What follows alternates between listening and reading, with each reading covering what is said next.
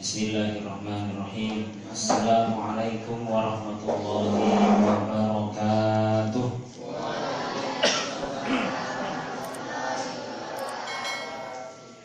Alhamdulillahi rabbil alamin. Nahmaduhu wa nasta'inuhu wa nastaghfiruh wa na'udzu billahi min shururi anfusina wa min sayyiati a'malina.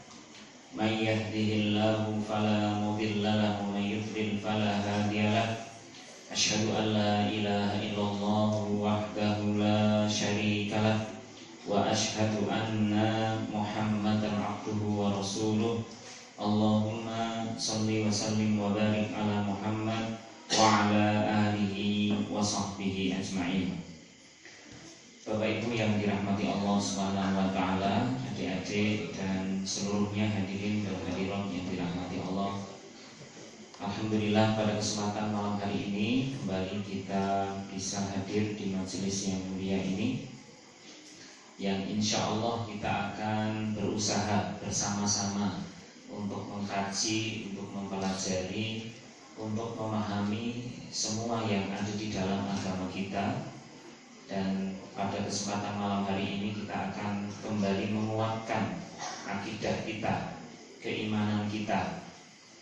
Dan tadi sudah disampaikan oleh Pak Sarwiji, kita akan menggunakan buku kuliah akidah Islam. Bapak Ibu yang dirahmati Allah, kenapa saya menggunakan buku setiap kajian? Ada beberapa pertimbangan. Yang pertama, agar materinya urut. Jadi kalau kita itu kadang-kadang diberikan materi akidah, kemudian kita tematik, itu rata-rata materinya tidak urut. Nah, kita berusaha untuk mengurutkan materi itu dengan panduan buku. Pertimbangan yang kedua, sekarang ini penjual buku tidak laku. Kenapa? Karena daya baca kita itu bukannya rendah, mungkin malah nggak ada. Terus terang gitu ya, di kalangan kaum muslimin kita ini termasuk orang yang baru belajar membaca. Sebenarnya sebaliknya di dunia barat itu mereka belajar dengan cara membaca. Kita ini baru belajar membaca, bukan belajar membaca ini budi bapak budi, tidak, tapi kita ini baru memberikan semangat pada diri kita untuk membaca. Nah, maka dengan cara kita mengkaji dengan menggunakan buku ini, memaksa diri kita untuk membaca itu, walaupun dengan sarana diceramahkan seperti ini. Ya. Ada berapa koleksi buku agamanya di rumah Bapak-bapak? Banyak ya? Berapa judul? Banyak, alhamdulillah. Bacanya itu ya. Banyak. Bungkusan plastik saka pameran ning Solo Baru, nanti teko omah nanti ganti musim ijik plastikan terus gitu. Iya. Jadi Bapak Ibu yang dirahmati Allah Subhanahu wa taala, itu otokritik untuk kita umat Islam ya. Mari kita mencoba untuk kembali membuka-buka buku-buku warisan para ulama terdahulu. Jadi memang budaya tulis dan budaya baca itu sebenarnya menjadi roh dalam pewarisan ilmu di antara generasi ke generasi. Ya. Jadi ulama itu rata-rata akan dikenang dari tulisannya. Kita kenal Imam Nawawi itu karena beliau menulis buku yang sangat terkenal. Apa Pak? Riyadhus Shalihin. Ya. Imam Ibnu Hajar itu juga terkenal karena menulis kitab Fathul Bari, itu tafsirnya. Kalau yang biasa kita baca belajar fikih apa? Bulughul Maram.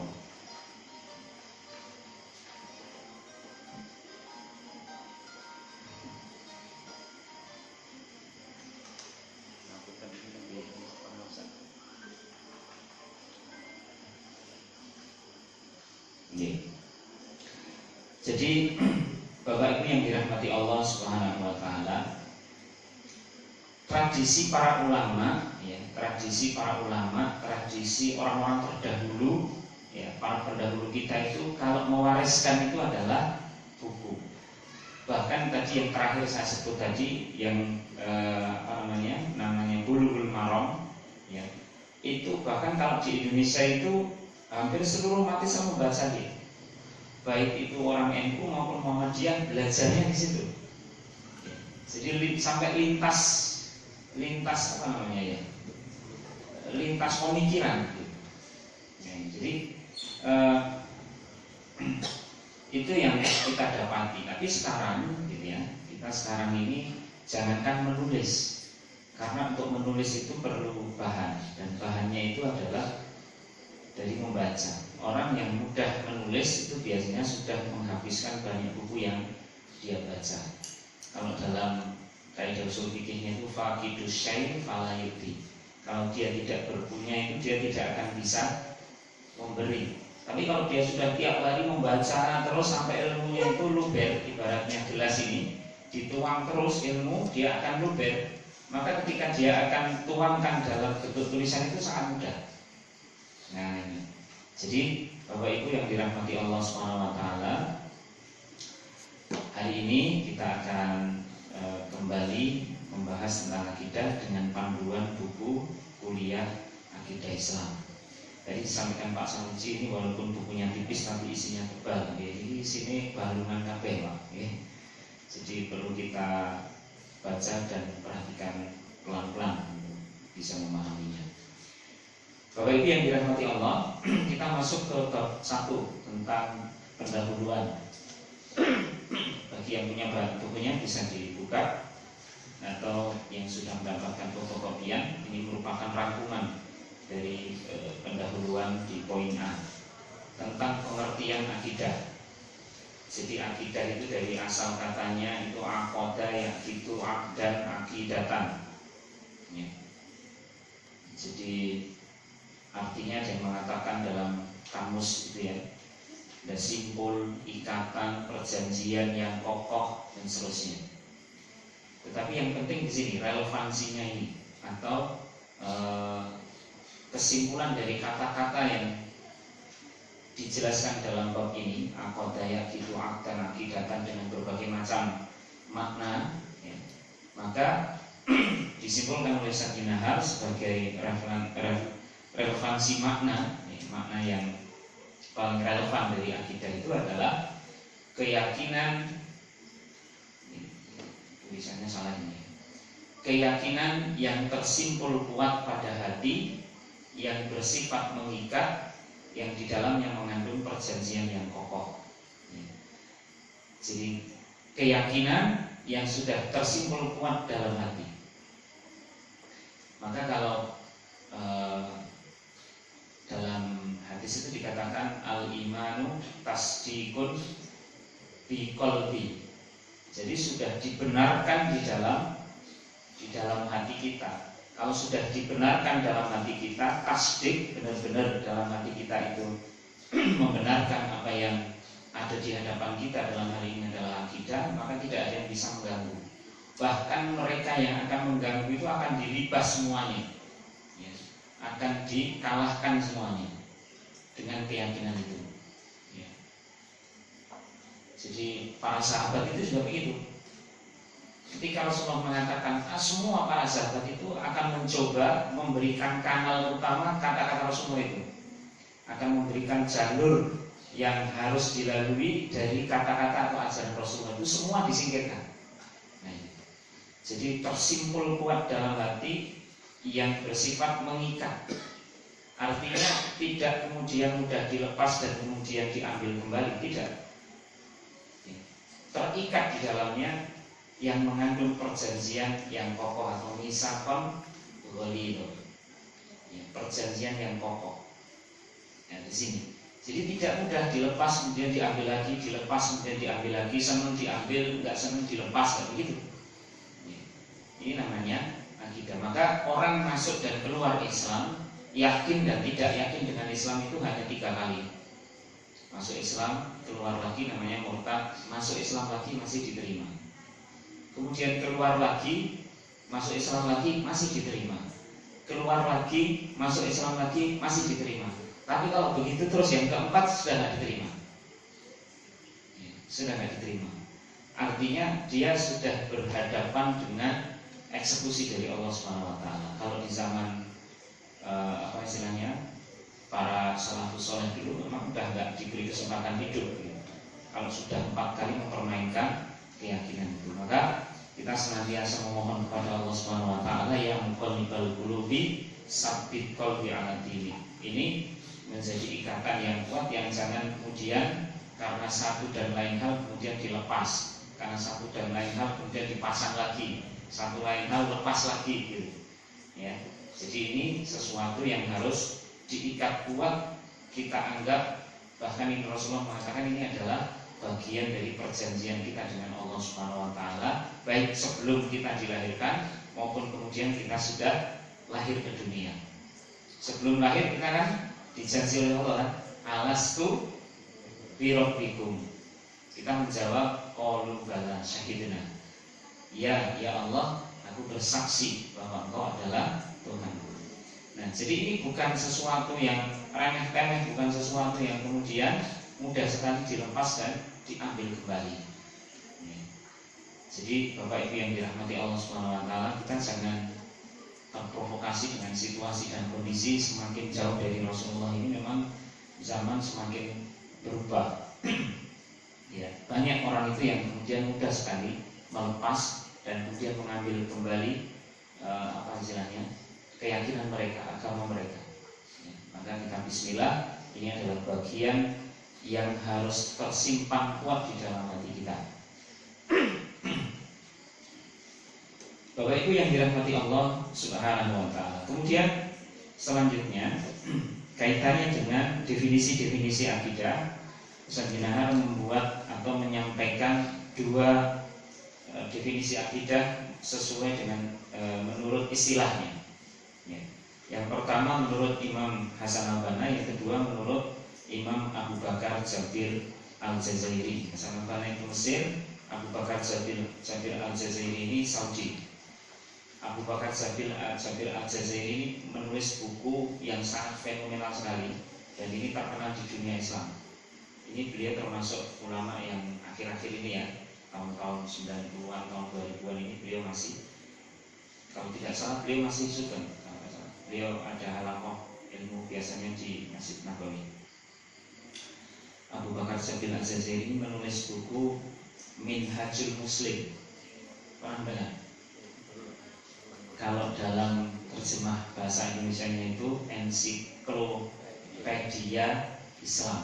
Nah, itu tulisan Abu Bakar Jabir al-Jazairi. Itu termasuk kalau kita mau belajar tentang dasar-dasar agama Islam, itu termasuk komplit ya, sudah komplit. Mulai dari rukun iman itu dibahas semua di sana. Ini beliau cukup terkenal dan beliau termasuk salah satu ulama yang zuhud. Saya pernah ketemu dengan murid beliau ya. Beliau ini salah satu pengurus pimpinan Sabang Muhammadiyah di Salam dan Dukun Magelang.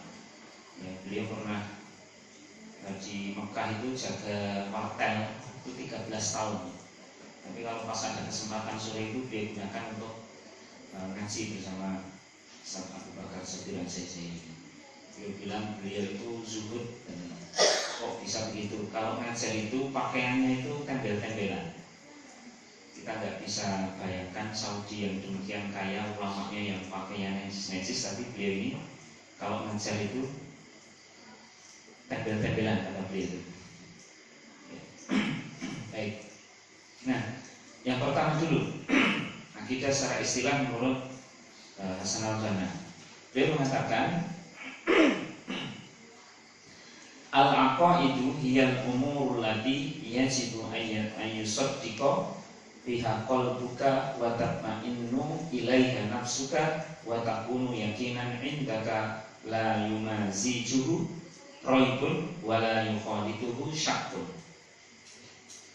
Jadi akidah itu ya, al-umurul lati, ada beberapa perkara yang yajibu, yang wajib ya, ayyusaddiqa ya, yang kebenarannya itu wajib diyakini kebenarannya itu bihaqol buka wa tatma'inna ilaiha, yang mendatangkan ketentraman kepadanya nafsuka, jiwanya. Wa takunu yakinan indaka la yumazijuhu raibun wa la yukhalituhu syakkun, dan menjadi keyakinan yang tidak bercampur, ya. La yumazijuhu, ya, tidak bercampur, raibun, antara keraguan-raguan, ya. Wa la yukhalituhu syakkun, ya. Dan juga tidak bercampur dengan syakkun. Syakkun itu juga keraguan-raguan, ya. Jadi apa istilahnya, perkara yang wajib diyakini kebenarannya, ya, yang mendatangkan ketentraman jiwa, menjadi keyakinan yang tidak bercampur sedikit pun dengan apa? Raibun wala yukhalituhu syakkun, tidak bercampur dengan keraguan, ya. Ditulis di sini raibun, juga tidak bercampur dengan syakkun, sesuatu yang mendatangkan keraguan juga.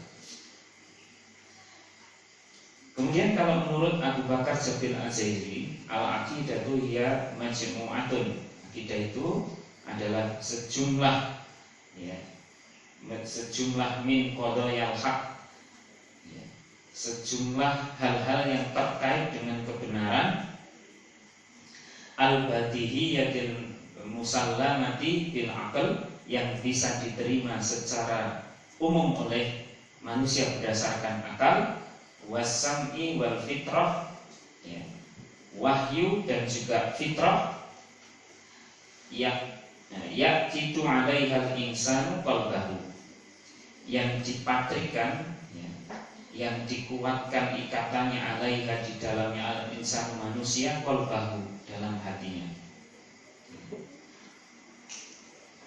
Wa yusni alaiha sadruhu jaziman bisihatiha, diyakini kesohihannya dan kebenarannya secara pasti, qati'an biwujudiha wa subutiha la yarohila baha annahu yusihhu aw yakunu abadan, ya, dan ditolak segala sesuatu yang bertentangan dengan kebenaran itu.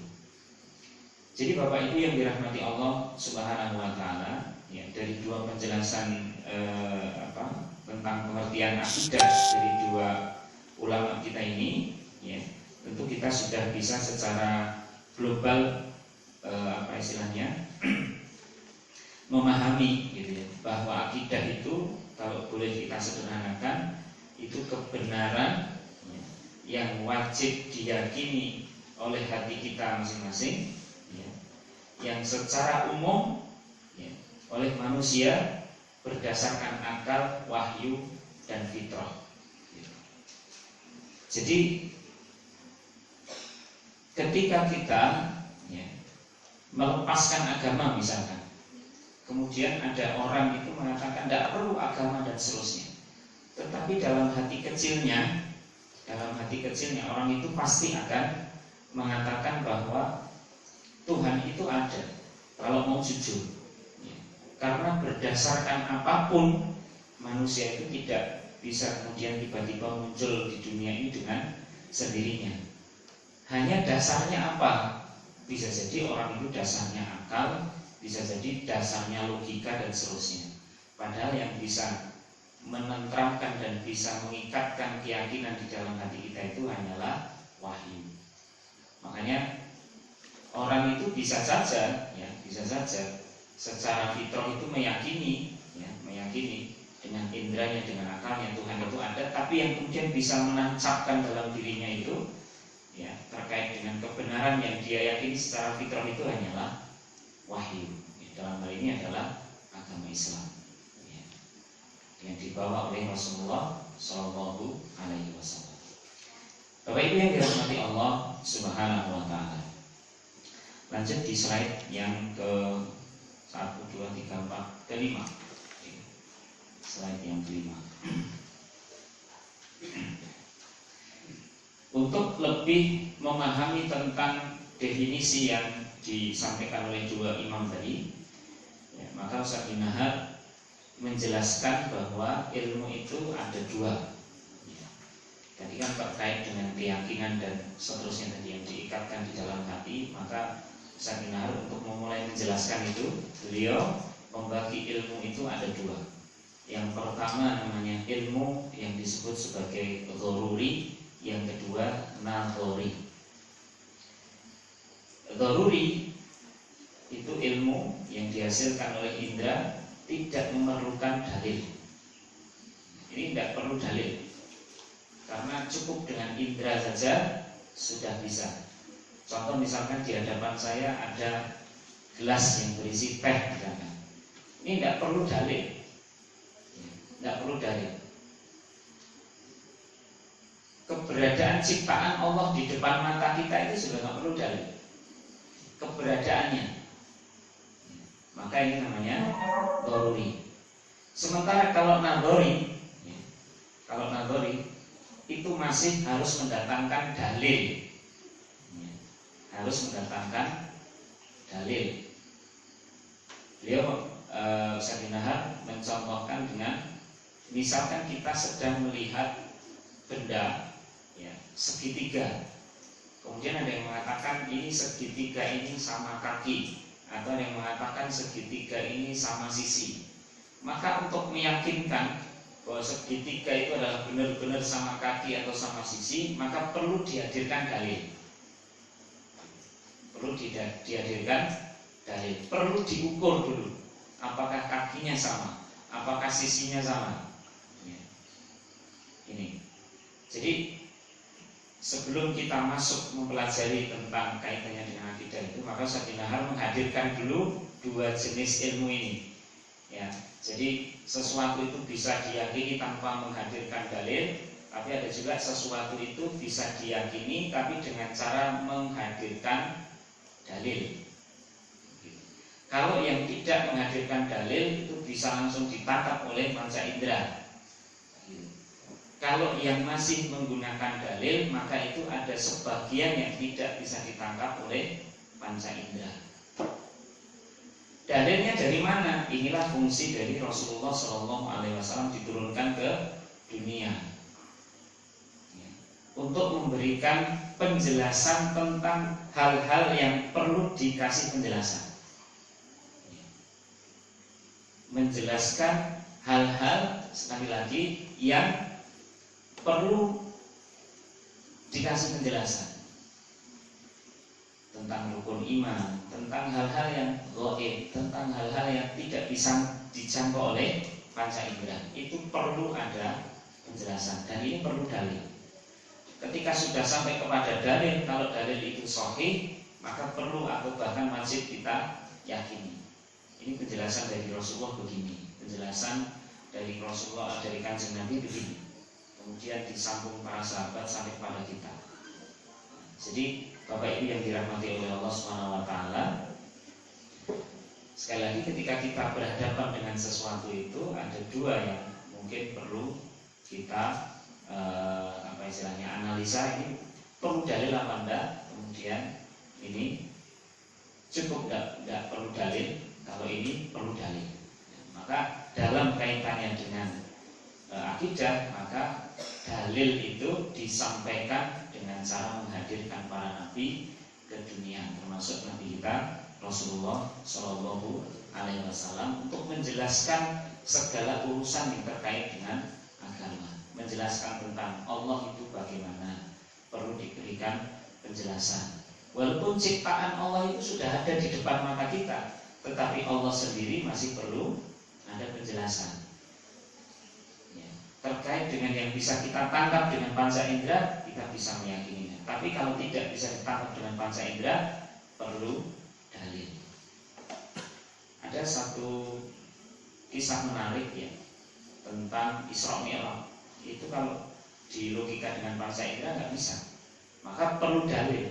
Dalilnya siapa? Dihadirkan langsung oleh Rasulullah SAW, dibantu oleh Allah.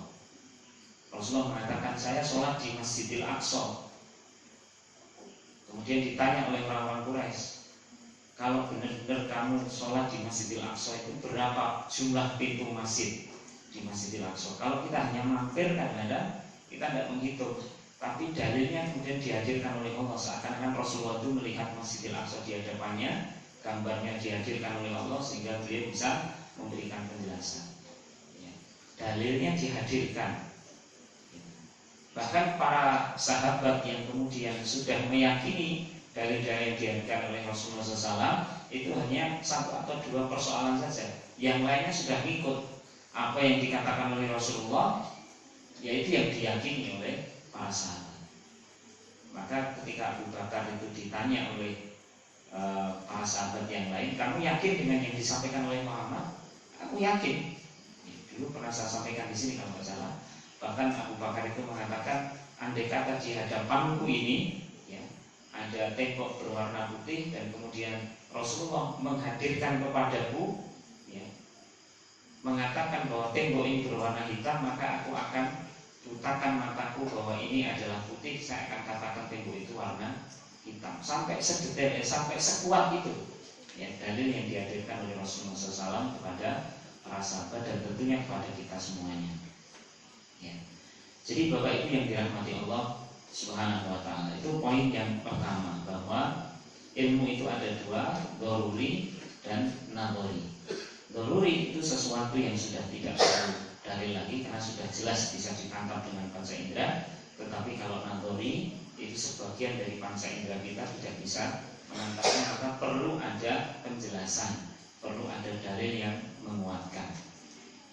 Kalau di sini contohnya itu segitiga, tapi bisa jadi yang lain, misalkan tentang malaikat. Ya.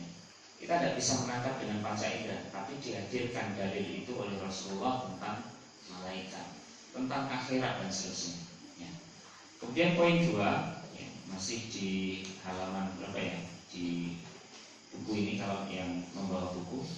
Poin 2, ada pointer-pointer begitu. Setiap manusia memiliki fitrah yang mengakui kebenaran tentang ketuhanan atau bertuhan.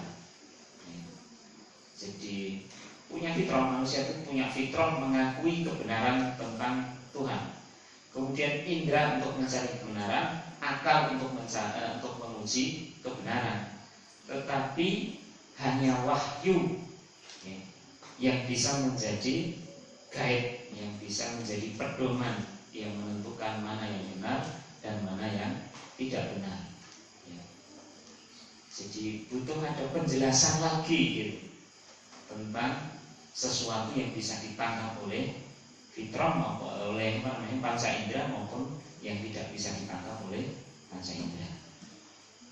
Maka untuk urusan-urusan tertentu ya, tentang akidah ini tidak semuanya bisa dijelaskan dengan akal. Dalam hal tertentu tidak bisa dijelaskan dengan indera. Karena tidak ada indera yang bisa menangkapnya.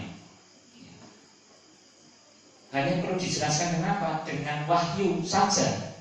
Tidak bisa dengan yang lain. Tidak bisa dengan yang lain. Ada hal-hal yang tidak bisa dijelaskan kecuali dengan wahyu. Ya, dengan wahyu. Ya, jadi ini fungsi Rasul untuk memberikan penjelasan kepada kita semuanya terkait dengan akidah ini. Salah satu contoh misalkan ketika kita melakukan safar,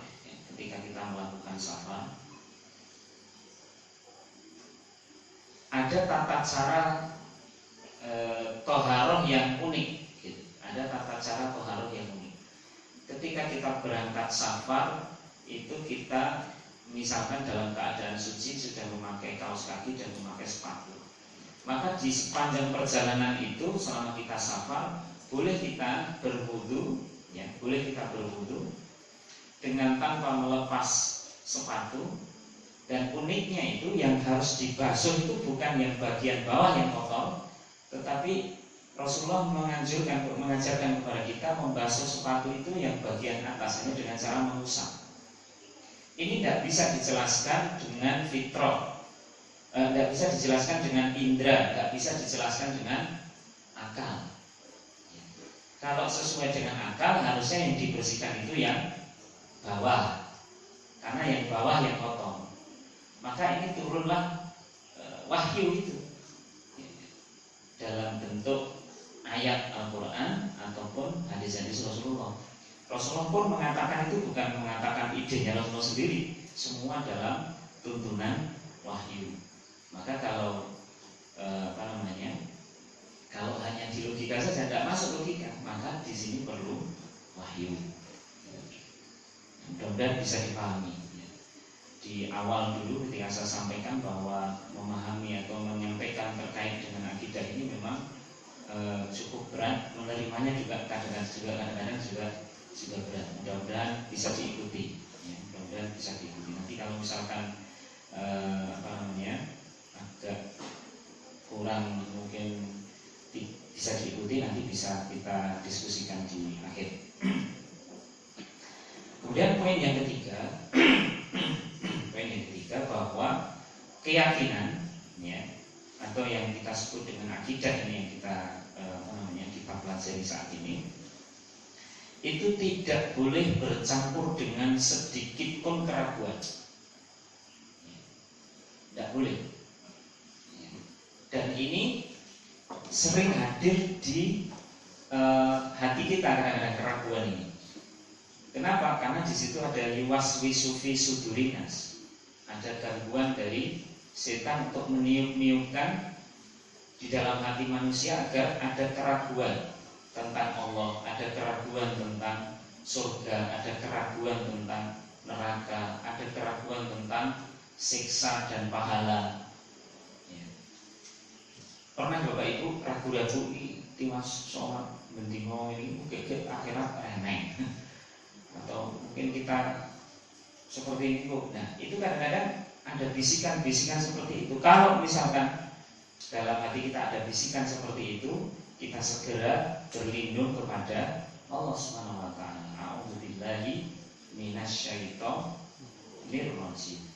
Kita berlindung kepada Allah dari godaan setan yang terkutuk, karena setan itu akan menggoda dari depan, dari belakang, dari samping, kanan, kiri, atas dan bawah, sampai kita lupa bahwa kita ini memiliki Rabb, memiliki Allah yang wajib kita yakini. Cara menggodanya bagaimana? Dengan meniupkan yuwaswisu fi sudurinas tadi ke dalam hati manusia, sehingga hati manusia itu ada keraguannya. Ustaz bin Nahar membagi 4 ini, tingkat keyakinan. Membagi tingkat atau tingkatan keyakinan itu ada 4 hal. Yang pertama namanya syak. Jadi syak itu manusia merasakan benar-benar bingung antara kebenaran, ya, dengan penolakan terhadap kebenaran itu. Antara menerima dan menolak kebenaran ini sama-sama kuat. Antara yakin dengan tidak yakin ini sama-sama kuat. Namanya syak. Namanya syak. Hati kita itu kadang-kadang seperti itu untuk masalah-masalah tertentu. Bisa masalah dunia, bisa masalah yang lain. Tapi mudah-mudahan tidak tentang masalah akhirat atau tidak tentang masalah keberadaan Allah Subhanahu wa taala. Jadi ini tingkatan yang paling rendah. Tingkatan yang paling rendah. Ragu-ragu. Keraguannya ini ya 50-50 antara menerima dan menolak tentang keberadaan Allah. Kalau misalkan menolak itu malah jelas, itu bukan lagi syak. Jelas itu ya, jelas. Sore kalau dia itu tidak yakin dengan Allah. Tetapi ada ketika dalam diri kita itu keyakinan itu 50-50, ini namanya syak. Kalau sudah seperti ini, kita segera mencari perlindungan kepada Allah Subhanahu wa taala. Jangan sampai kita yang sudah beriman, kita yang sudah berislam sejak kecil, ini kemudian dihinggapi hal yang seperti ini. Kemudian yang kedua, dhon. Salah satunya lebih kuat. Salah satunya lebih kuat. Kenapa dia bisa lebih kuat? Karena ada alasan, ada dalil,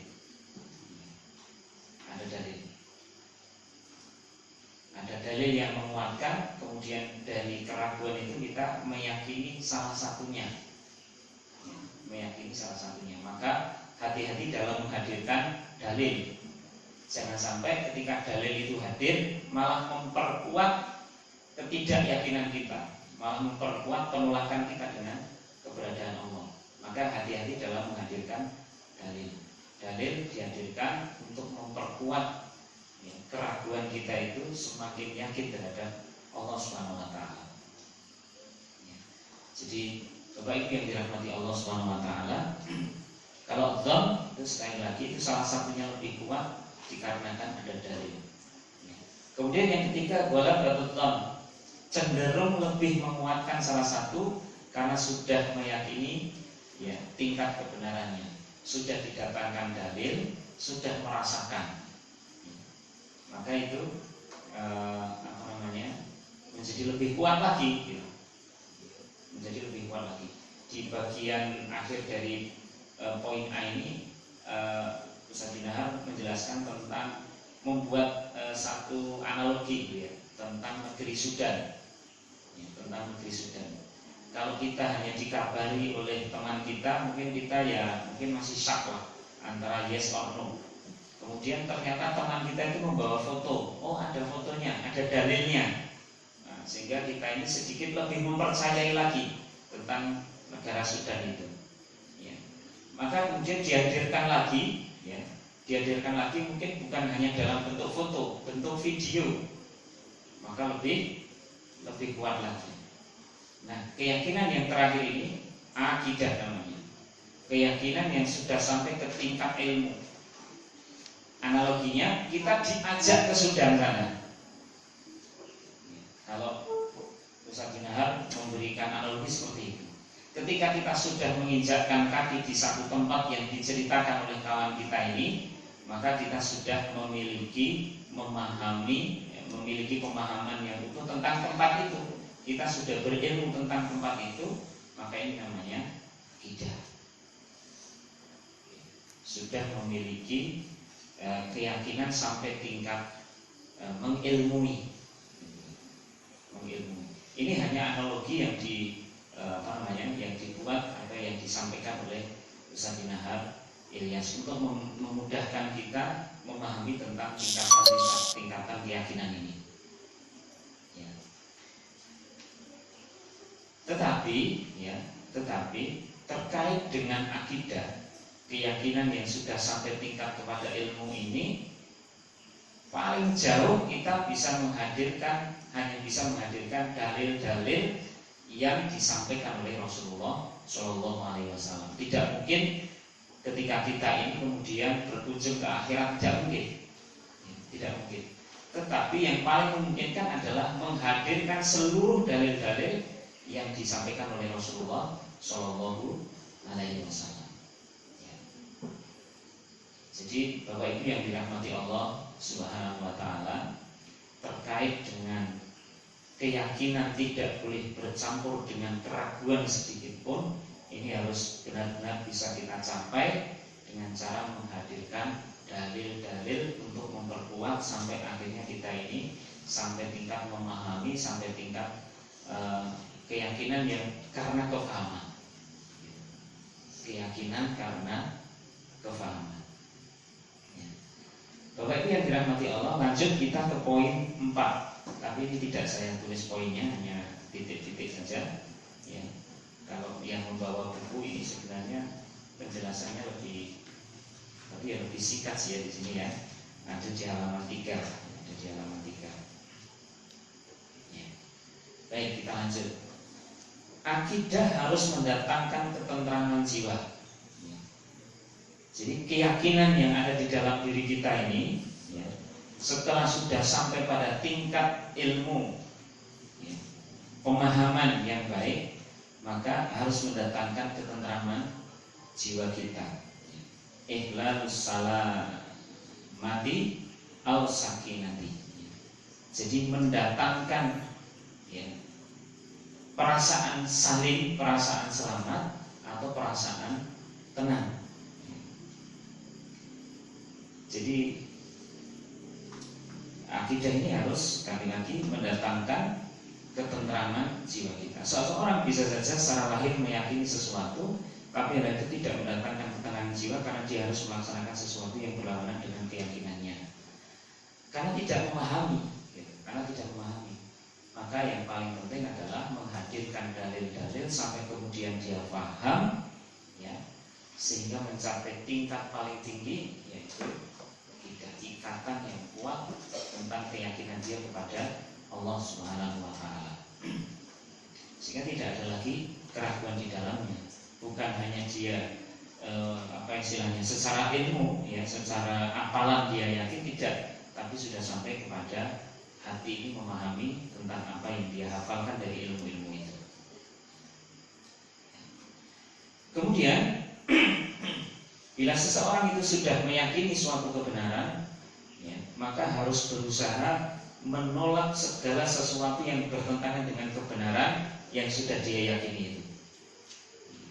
Karena tidak mungkin orang itu kemudian meyakini dua hal yang bertentangan, ya. Atau yarfudu nama yukalliful haq. Jadi dia harus menolak bagaimanapun caranya, ya, sesuatu yang bertentangan dengan kebenaran yang dia yakini. Misalkan kita sudah meyakini bahwa keberadaan Allah, keberadaan akhirat, keberadaan surga, keberadaan neraka, ya, maka tidak boleh kemudian kita campur dengan keyakinan-keyakinan yang meragukannya. Contoh misalkan tidak ada katanya orang yang sudah sampai ke sana, jangan-jangan tidak ada, jangan begitu. Ya ini tidak boleh. Kenapa? Karena kita sudah hadirkan dalil-dalil dari Rasulullah SAW. Tingkatnya sudah sampai yakin, paham, ya. Bisa dipahami Pak? Bisa nih, insya Allah. Nah, jadi jangan sampai kemudian dalam hati kita itu ada dua keyakinan yang bertentangan. Bertentangan tidak boleh, apalagi sama saja tidak boleh kok. Gitu ya. Menduakan saja tidak boleh, apalagi ini sampai kemudian bertentangan. Kemudian yang poin ke berapa ini? 4, 5, 6 ya. Al-aqidah ta'tamidu 'alal fahm. Jadi tingkat keyakinan akidah seseorang itu tergantung kepada tingkat pemahaman dia, ya, terhadap dalil-dalil yang sampai kepada dia. Maka namanya akidah itu, ya, di samping diyakini di dalam hati kita, maka perlu kita hadirkan ilmu-ilmu yang mendukung. Intinya itu, perlu kita ngaji, perlu kita memahami seluruh ilmu-ilmu yang disampaikan oleh Rasulullah kepada para sahabatnya. Karena kalau tidak begitu, maka keyakinan yang sudah ada dalam diri kita ini akan semakin tergerus dengan keyakinan lain yang kemudian masuk dalam diri kita. Nah ini, jadi difahami ini menjadi pemahaman ini menjadi tingkat yang paling tinggi dari sebuah ilmu. Tidak hanya hafal, tapi sampai tingkat paham, ya. Sampai tingkat paham, ya. Semakin dia paham, maka semakin kuat akidah seseorang. Semakin tidak paham, semakin mudah digoyahkan keyakinan dia itu terhadap Allah Subhanahu wa Ta'ala, terhadap akidahnya. Maka di pelosok-pelosok itu kan banyak orang yang orang ngaji, ya, ditambah kemudian situasi sosialnya juga kurang menguntungkan, ya, maka kemudian sangat mudah digoyahkan oleh orang-orang yang datang kepada dia. Kamu berdoa sudah berapa tahun? Ya saya sudah tiap hari. Dikabulkan, tidak dikabulkan, itu aja sudah goyah mereka itu, sudah goyah. Kenapa? Karena sebenarnya ada keyakinan dalam dirinya, tetapi tidak dikuatkan dengan dalil-dalil, tidak dikuatkan dengan ilmu yang kemudian mencapai kepada kepahaman, maka sangat mudah kemudian dilibas oleh keyakinan-keyakinan yang sebenarnya hanya sepele. Maka sebenarnya namanya tholaqul ilmi, apalagi mencari ilmu tentang akidah ini menjadi penting untuk kita semuanya, bahkan sangat penting, karena inilah yang kemudian membuat orang itu memiliki imunitas terhadap seluruh pemikiran-pemikiran dan hal-hal yang kemudian meragukan dia. bisa membalas misalkan ketika orang itu mendapatkan tantangan tentang pemikiran yang meragukan dia. Sekarang ini kenapa kasus di masyarakat kita, di umat kita itu lebih banyak atau lebih mudah kemudian dikeluarkan dia itu dari keyakinannya dalam Islam, karena tingkat pemahamannya yang belum. Kalau orang-orang kampung dan seterusnya yang yang memang tidak pernah mendapatkan siraman rohani dan seterusnya, itu mungkin bisa dimaklumi ya, walaupun itu sebuah hal yang harus kita upayakan berhenti di situ saja, tidak menambah lagi. Tetapi kadang-kadang juga ada orang di tengah kota ya, kemudian dia bahkan dari jajaran orang-orang yang mungkin tingkat agamanya baik, ada juga yang bisa yang bisa dimentahkan keyakinannya. Maka sekali lagi, akidah ini tidak hanya cukup ya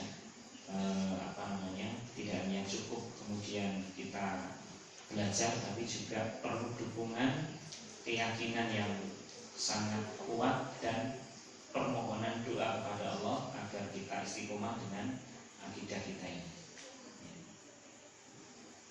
Jadi Bapak Ibu yang dirahmati Allah, saya kira itu pengantarnya ya, terkait dengan pendahuluannya pembahasan kita tentang akidah. Mudah-mudahan bisa dipahami atau bahasanya tidak muter-muter gitu ya. Mudah-mudahan ada baiknya sebenarnya secara kolektif memberi buku ini ya, untuk bisa dipelajari, untuk bisa dibaca ya, baik nanti ketika di kajian maupun di rumah, atau mungkin bisa bisa dipakai untuk bahan mengisi kajian dan seterusnya. Karena kita lihat ternyata yang ada di sini kan para mubalik yang para aktivis majelis tabligh di PCM Baru.